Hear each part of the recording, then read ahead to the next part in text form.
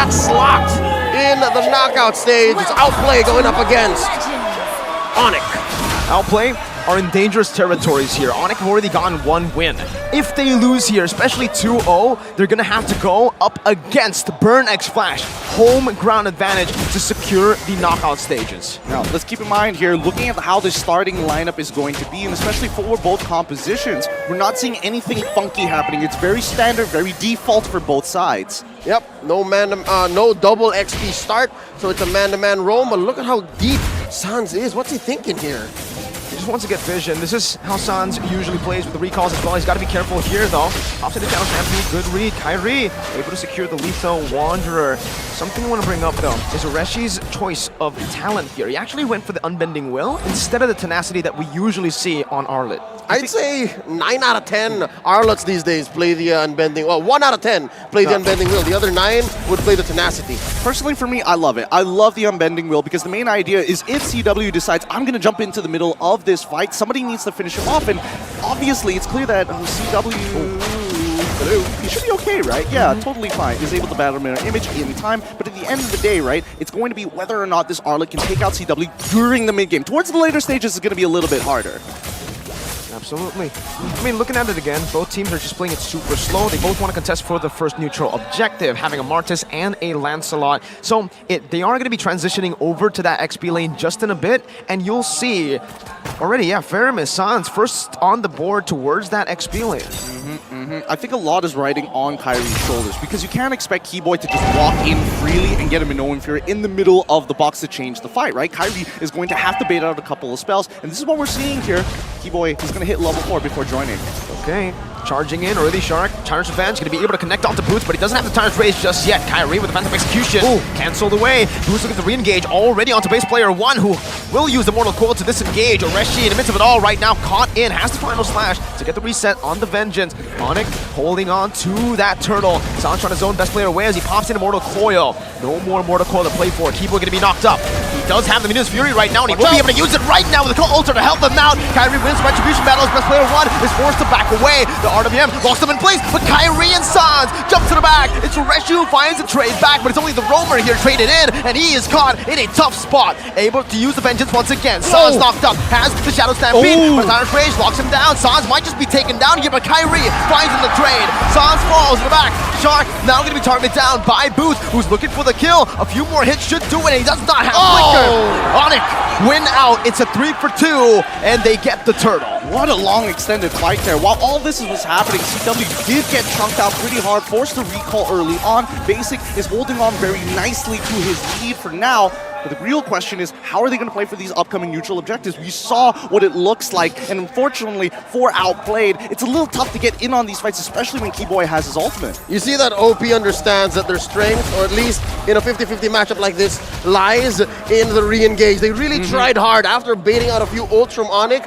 They had that step in, but from there on, ONIC understood that, yeah, no, you can get a better re-engage, but when we're able to split you up and go for the 2-for-1s when you're not ready for it, they're going to win out, and that's what got them this 1K gold lead in under 4 minutes. Can we also talk about the fact that every time we've seen a Minotaur so far, it's not like everybody immediately starts switching over to Purifies, right? Nobody on the side of OP decided to go Purifies. They wanted to have their Flickers available to make the play, that re-engage like you talked about. They don't want to sit there and anchor down. They technically have 3 people with anti-CC. Vengeance, Mortal Coil, and the RWM. So maybe that's the reason as to why they're not going for that. For Basic, I think on the Beatrix, it's just natural to go for the Flicker, right? You don't really want to go on that Purify. It gets you out of the lane so easily, and yeah, the Purify is just not a good mix, I think, with the Beatrix. If anything, it's ONIC who's respecting that fact, right? The RWM is an almost for sure catch. But look at this, Shark. Stretch it up! Okay, good shot, but Sans brings them back. The Shadow Stampede, Kairi now dealing some damage, poking him down. Best player already 1 level down. Kairi has a level advantage. He can actually get 2 levels. And that costs Shark nothing. That costs Outplay nothing. So they know that for the next minute or so, Sans can Purify. Yep, they know that for a fact. More importantly, the ultimates are all available for both sides. But wait, hold on.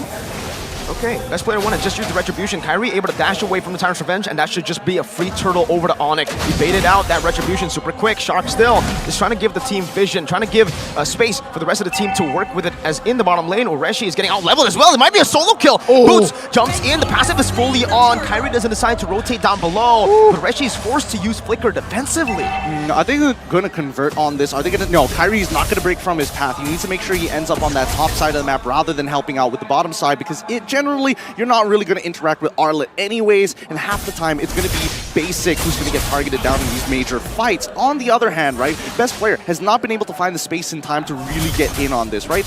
Early game Martis, you're expecting to get early decimates, to finish off kills, but the way that ONIC is moving across the map, making sure that there's no holes in their defense. I'm loving the pressure that ONIC is placing down on the OP. It's slowly but surely. They're not ballooning out of control. It's a slow 1K, 2K gold lead over the past 6 minutes. And because of that, they're winning the lanes. ONIC, bottom and top, even mid. Look, it's a 2v1. And then here up top, it's a 3v3.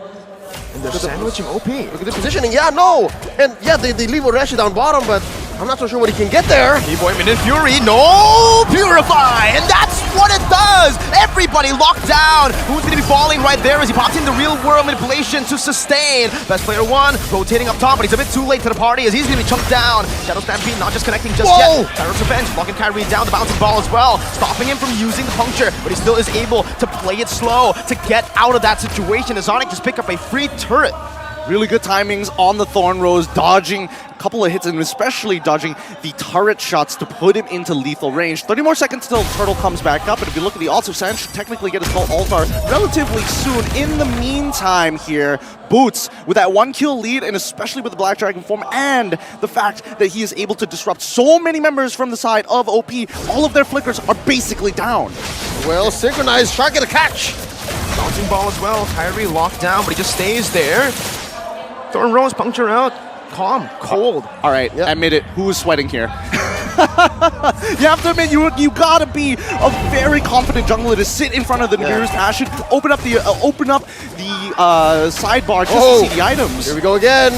B-Boy and Sons brought together. CW is already down below right now. Chunking Shark pretty low, half HP. Doesn't have the regen, it seems, right now. CW is going to be able to regen back up. Seems like Kyrie is able to clear out the purple buff already. Getting that level lead once again. Secure the turtle. There's no contest from outplay. They tried their best to go for the mid lane. There might actually be a contest right now. Ooh, Retribution gonna be able to secure that. Minus Fury and the knockup onto Ureshi as Boots isolates the members. The Petrify connects onto Hoon, and that's Boots diving all the way under the turret, waiting out the real world manipulation, but the call also comes down to save Boots. He's still very low. Final slash in the back. B-Boy gonna be able to knock 2 members up as CW pokes them down. Not enough damage just for now. Ureshi is gonna be executed by the defensive execution. Kyrie on the back. He keeps on going. He might get shut down though. Kai boiling down is a shutdown, but it's also a wipe out for ONIC as early as the 8th minute of the game. You see how the 2K, 3K gold lead came into play. They were able to juggle underneath, and yeah, Shark keeps getting these catches, but to no avail, there's no follow-up. Wait, okay. He's good. He's good. Shark is able to walk away from that, but you got to admit, Kyrie sees angles that most people don't, and the fact is, they knew, and especially when you're looking at Hoon here, he played it as great as he can, right? He was managing the shot residue. He quickly dropped down the real world manipulation to keep himself alive, but look at the angle that Kyrie finds to hop the best player right on top of Hoon to secure this kill, buys enough time for the rest of the team to start wiping them out. I mean, it was a wipeout for the cost of maybe a couple on the way out, but they converted out their minds, went all the way as deep as tier 2 in mid. So that's a main artery that Outplay cannot farm from anymore. And it's not like basically he's having a great time. You see how CW was just free farming, free hitting in mid? He is just getting so much gold here. Let's look at actual 2,000, almost 2,000 ahead. God, this is not going to be an easy game at all. And the worst part for Outplayed is the fact that their tier 1 structures are already gone, and the mid tier 2 is gone. The entire jungle is basically Kyrie's at this point. Best weak side goal laner in Indonesia, CW, right? We named him that, and right now he's showing it. A lot of them rotations early on was mostly just 2 words. Boots getting him ahead in that winning matchup already. And CW is able to farm up so well. And the fact is, you know, I think I saw Shark more often in the gold lane. So the fact that he's able to just sustain, this is why the Claude gets picked up. The Swiss Army knife with a Purify as well, unkillable. Shark's not only in the gold lane. Shark is in bushes wherein he's looking for kills that Outplay has no business going for. He started doing this at about minute 1, minute 2, and it's not converting. So I'm guessing it was a tempo misunderstanding between the rest of the team. So yeah, no, now Outplay is catching up. There's no way they're going to contest this. Sure, there is a push up top that basically bought for them, but no, the one scores the first Lord for ONIC here, slowly ballooning up to 7k ahead in 10 minutes. And a free turret too, there's nothing OP's getting. Yep, they're not getting anything, but that's totally fine here because remember, OP have high ground defense, and I think that's going to be really important. We've seen in the last match what high ground defense does for you. It buys you that extra bit of time, and if you have to drag this out to 20 minutes, OP are going to have to make the attempt to do so. All right, what are you supposed to do right now, right? I mean, for Outplay, I think there's only one response to this play. It's to just turtle up in the base. That's right. But ONIC have a pretty good siege comp. Don't push it, don't push it.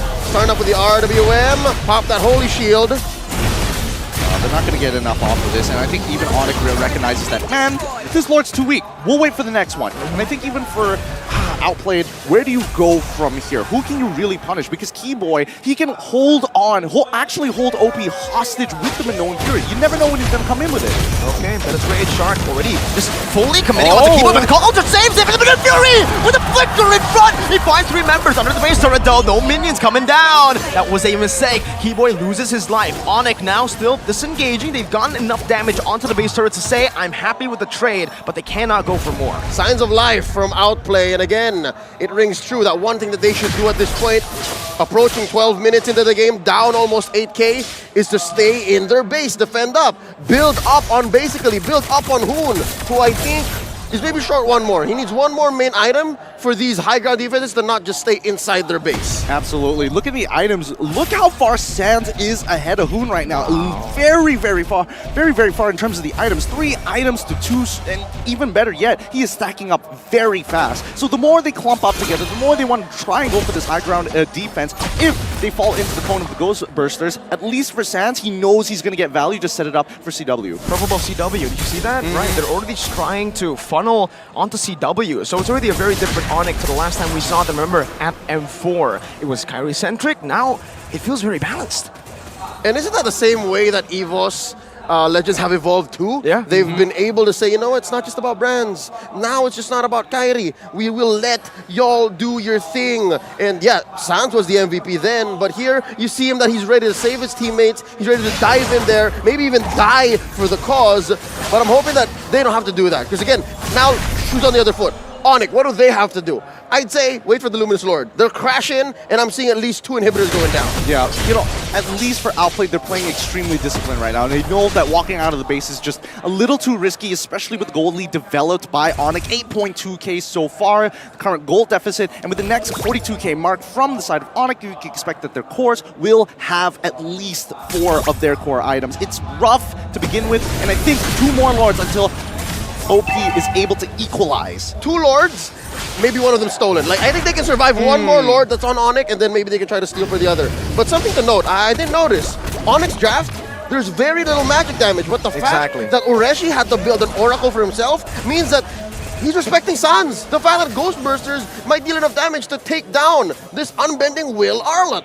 And it's strange to see because ONIC aren't really clumping up in these team fights, right? And usually when you have a cold ultra to play with, you want to just clump up, and that's why OP really went in on this box composition. Thing is, ONIC have been very sporadic in the way they tackle these team fights, but like you mentioned, low magic damage, only Sans. Basic, just bottle win in nature. So that is definitely a power spike for him that he can utilize. Well, don't forget, keep your eyes on Keyboy. He's got his flicker back up again, and we saw how much damage he can do with the Minoan Fury, and with the 3rd hit of it being flickered into the middle of the enemy team, getting big knockups as well.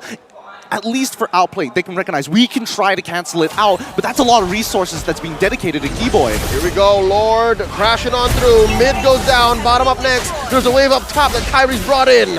Okay, this is just the siege right now. Oh, Basic is going to be engaged on right there. Doesn't do enough damage onto Kyrie. Still going to be able to be super safe in the back. Boots pops in Black Dragon form. Real world inflation pop down as well. Rishi can be zoned away from the team. Doesn't have the final slash anyway, so look for anything more. And ONIC say we're happy with 2 base turrets. We might look for 1 more as we go and invade first. Well, to be fair, Hoon doesn't have the RWM. If they really want to force it, they can absolutely do so on the second wave, right? Oh, final splash. It actually brings Sans back, but he has to call Alter, and now the collapse on the back. CW with the laser duet onto the base. Hoon gets taken very low, still saving that flicker right now. Skyrie is going to be caught. He has the dashes though, and CW now is going to be able to melt them down one by one. It's a double kill for CW. A 3-for-0 as ONIC will still pull back. The discipline, they do not want to force it. It's Or maybe they dangerous. do. They're very low. They're very low. It's hard. Kairi might survive, yes, but maybe not Kiboy. Maybe not CW, but they're still gonna push. 16 seconds on the clock for the death timers right now. The base is wide open, and CW will just go for it right now with the battle mirror image. 15 minutes in, no minions, but it does not matter. Dominance in game number 1 presented by ONIC. I told you, as soon as that RWM is down, at least they know for a fact they cannot force anything onto ONIC's side. So they're the ones holding the tempo. They're the ones holding the initiative to go back into these fights. And I think even for Outplay, they're like, man, that's really rough.